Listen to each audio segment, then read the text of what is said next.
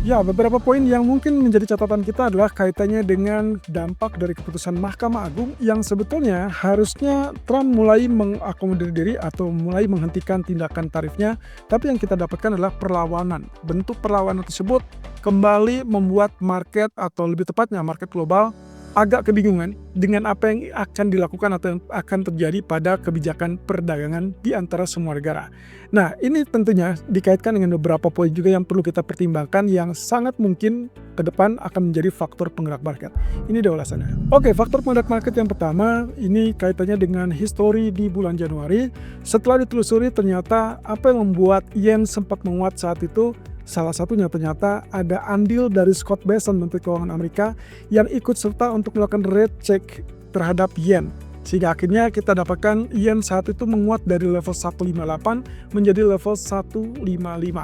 Nah, di sisi lain ada pernyataan dari Gubernur Fed Waller, Christopher Waller, di mana dia adalah salah satu kandidat yang pernah atau sempat terjadi atau unggul ya lebih tepatnya sebagai kandidat utama dari ketua Fed atau pengganti Powell. Tapi kemudian dia mundur atau dengan kata lain terkalahkan dengan Kevin Walsh karena yang ditunjuk oleh Trump ternyata lebih kepada Kevin Walsh.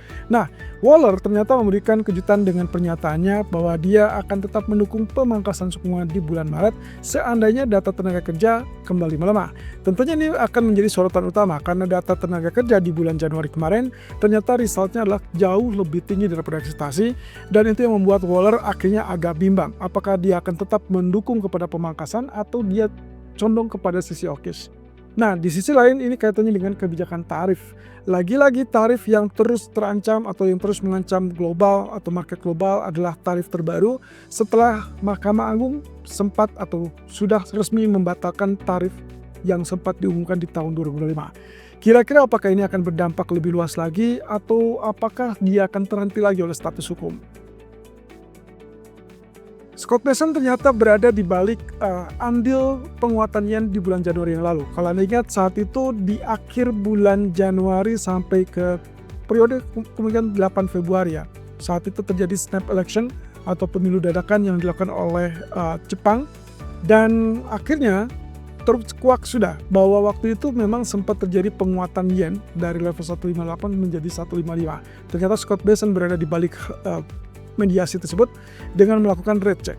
Nah, rate check ini sebagai catatan adalah sebagai tanda atau dimulainya tanda-tanda terkait dengan kemungkinan adanya intervensi dari otoritas setempat yang secara resmi melakukannya dengan menghubungi lembaga-lembaga keuangan yang terkait. Nah, saat itu Bessent melakukannya tanpa diminta Jepang. Dan ulasan ataupun alasan dia utamanya adalah kaitannya dengan mencegah kemungkinan spekulasi yang muncul akibat ketidakpastian politik dalam negeri Jepang. Nah, yang bisa kita simpulkan dari sini adalah bahwa apa yang akan dilakukan oleh Jepang terkait dengan intervensi mata uang kemungkinan akan mendapatkan angin segar karena mendapatkan dukungan dari Amerika. Ya, ini mungkin saja bisa terjadi ke depan kalau seandainya terjadi kembali pelemahan mata uang yen. Cuman masalahnya adalah di sini apakah mungkin kita akan melihat di kemudian hari terjadi hal yang serupa. Karena saat ini yen berada di level 155 kembali, sangat mungkin juga terjadi dorongan kembali ke level 156 atau bahkan 158 dalam waktu dekat. Ini andai kata tidak terjadi yang namanya data ekonomi lemah dari Amerika ataupun bahkan indikasi bahwa BOJ akan melakukan kenaikan suku bunga. Nah, mengingat hal tersebut, kita punya agenda utama di hari Jumat, di mana para pejabat BOJ akan memberikan rekomendasi ataupun pernyataan. Salah satunya mungkin kaitannya apakah mereka akan lanjutkan penaikan suku bunga apa tidak. Yang jelas ini akan memberikan indikasi lebih lanjut apakah yen bisa lanjutkan penguatan atau justru melemah ke level 158. Yang kedua yang kita soroti adalah terkait dengan Waller yang ternyata agak bimbang dalam situasi yang saat ini terjadi adalah data tenaga kerja ternyata tidak selemah yang dipikirkannya. Data Januari contohnya, non-farm payroll saat itu loncat sampai ke 130 ribuan dari angka 50 ribuan. Kemudian tingkat pengangguran kembali menguat dari level 4,3 menjadi 4,2%, dan itu berarti memberikan indikasi bahwa sepertinya Fed tidak layak untuk buru-buru melanjutkan penurunan suku bunga. Ya, terlepas dari hal tersebut, tapi Waller juga memberikan indikasi. Seandainya misalkan di data bulan Februari memberikan indikasi yang sama atau dengan kata lain jauh lebih kuat daripada ekspektasi, maka Waller mau tidak mau mengalihkan dukungannya bukan memangkas suku bunga, melainkan untuk mempertahankan suku bunga. Ingat, mempertahankan, bukan atau bahkan tidak menganjurkan kenaikan suku bunga. Lalu kemudian situasinya mungkin bisa berubah kalau seandainya datanya relatif lebih lunak. Itu sebabnya kata Waller, dia mengatakan saya tetap mendukung dengan pemangkasan bulan Maret seandainya data tersebut relatif lebih rendah. Dan ini indikasi bahwa bisa saja data Januari kemarin lonjakan itu bisa dikategorikan mungkin lonjakan yang sifatnya sementara. Ya apapun itu, kita masih punya waktu 1 minggu ke depan untuk menunggu data non-farm payroll, apakah dia akan kembali berada di atas 100 ribuan atau bahkan lebih tinggi atau kembali di bawah 100 ribu. Yang jelas segala sesuatunya masih tetap bergulir. Dan untuk saat ini bisa dikategorikan pasar memperkirakan atau mungkin mereka sudah sangat cermat ya dengan memperhatikan situasi ataupun kondisi. Mereka tidak lagi mengharapkan pemangkasan di bulan Maret, tapi melainkan mereka mulai mempertimbangkan kemungkinan yang paling besar itu adalah di bulan Juni dengan asumsi bahwa saat itu Powell sudah diganti oleh Kevin Walsh. Dan ingat catatan yang pernah saya sempat sampaikan juga bahwa Kevin Walsh lah yang nantinya akan mendorong kepada pemangkasan suku bunga lebih lanjut. Jadi kita nikmati saja 2 pertemuan terakhir FOMC yang akan dipimpin oleh Powell kemungkinan tidak akan melibatkan pemangkasan suku bunga.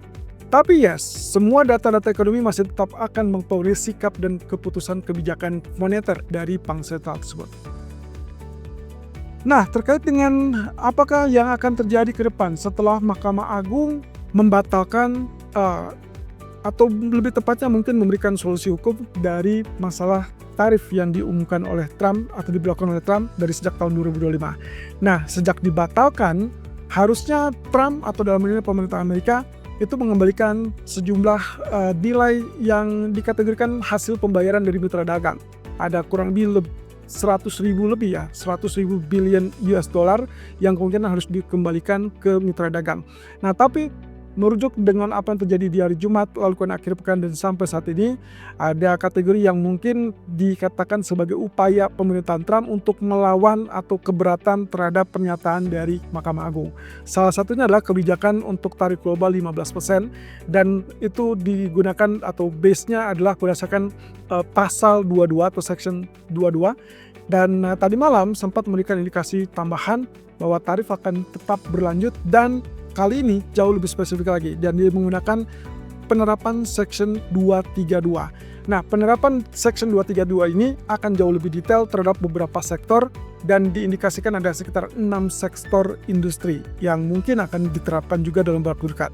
Termasuk mungkin akan ada revisi dari aluminium ataupun bahkan baja. Nah, masalahnya adalah berdasarkan aturan yang baru, nantinya perusahaan-perusahaan ini akan dikenakan pembayaran efektif yang mungkin jauh lebih tinggi daripada sebelumnya. Nah, itu pula yang membuat kenapa Uni Eropa memutuskan untuk menunda voting parlemen terkait dengan tarif Trump tersebut. Dan sangat mungkin kita akan melihat ketegangan baru dari hubungan dagang antara Amerika dan zona Eropa. Padahal beberapa waktu lalu kita sempat lihat keduanya sepakat berdamai dan akhirnya hukuman atau punishment atau balasan dari Uni Eropa itu dibatalkan. Kalau Anda ingat itu terkait dengan Greenland. Nah, kalau misalkan ternyata terkait dengan tarif ini kembali mencuat, saya rasa kita mungkin akan melihat ketegangan baru di antara kedua zona tersebut, Amerika versus zona Eropa. Nah, itu pula yang sempat disebutkan oleh Presiden ECB kemarin bahwa dia berharap bahwa apa yang sudah diputuskan atau yang sudah dicapai kesepakatannya oleh kedua negara harusnya sudah bisa dijalankan dan tidak terkait lagi dengan kebijakan tarif baru ini. Tapi apapun itu, ini menyebabkan volatility sangat meningkat dan ketidakpastian. Lagi-lagi masalah uncertainty atau ketidakpastian. Jadi Anda sudah tahu solusinya. Kalau ketidakpastian ini terus membayangi, maka safe haven emas itu akan tetap mengalami penguatan atau kenaikan. Berbeda cerita kalau misalkan kita bicara tentang kesepakatan. Dan itu yang akan kita nunggu sampai beberapa waktu ke depan.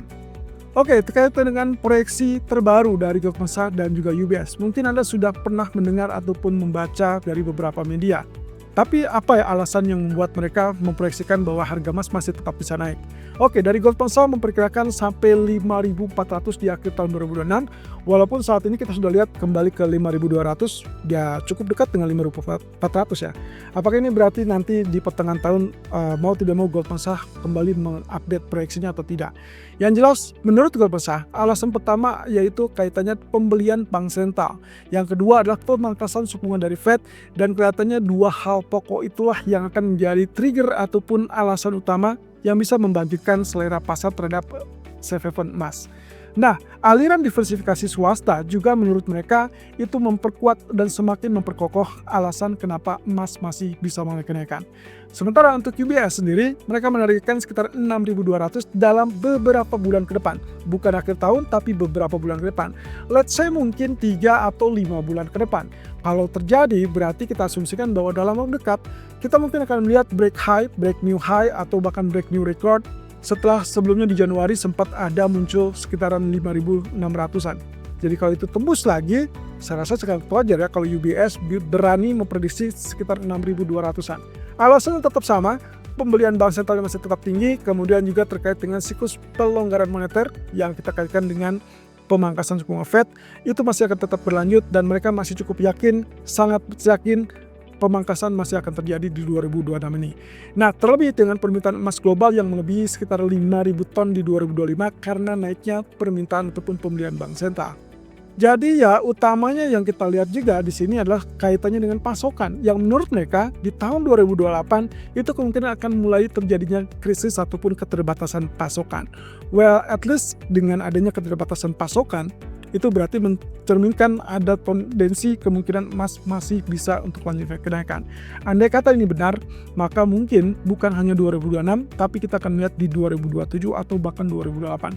Yang jelas kuncinya saat ini yang akan menjadi kunci adalah volatility-nya berdasarkan pembelian bank sentral dan suku bunga. Kalau misalkan dua hal utama tersebut berubah total, barulah kita bicara tentang kemungkinan proyeksi turun yang sangat drastis dari emas. Selama itu tidak terjadi, berarti emas akan sulit untuk diharapkan turun terlalu jauh. Oke, data ekonomi untuk nanti malam kita akan fokus dengan data ADP employment mingguan, dan seperti yang kemarin saya bahas di live streaming, sejak munculnya data ADP bulanan dan juga data non-farm payroll, kelihatannya data mingguan ini akan relatif memudar ya, atau dengan kata lain dampaknya tidak terlalu signifikan dibandingkan waktu awal-awal sekitar November diberlakukan. Itu dikarenakan posisi pemerintahan Amerika masih shutdown. Nah, jadi kalaupun misalkan kita anggap ini akan diperhitungkan, maka harapannya adalah angka tersebut akan relatif lebih lemah. Kita akan tunggu saja nanti malam apakah bisa turun di bawah 10.300 atau tidak. Kemudian yang kedua adalah kita akan memperhatikan dari pernyataan FOMC Bostic dan juga Waller. Lagi-lagi untuk Waller tadi kita sudah sempat bahas, sudah ada pernyataan, tapi apakah nanti pernyataan akan berbeda atau tetap sama? Berarti kalau misalkan sama, kita akan condong ke Bostic yang diperkirakan akan relatif hawkish. Nah, berarti emas akan menemui tantangan atau rintangan di malam hari saat Bostic memberikan pidato. Jadi hati-hati di situ. Sementara untuk data ekonomi kita akan bicara tentang CB Consumer Confidence. Indeks kepercayaan konsumen di jam 10 malam, angkanya diharapkan naik dari 84,5 menjadi 87,6. So, kalau angkanya relatif naik, ya otomatis emas pun mendapatkan rintangan kembali dan sangat mungkin terjadi koreksi turun. Sementara kalau sebaliknya, data relatif lebih lemah, secara mengejutkan itu akan mendorong kembali emas, mungkin saja akan kembali di atas level 5.200-an.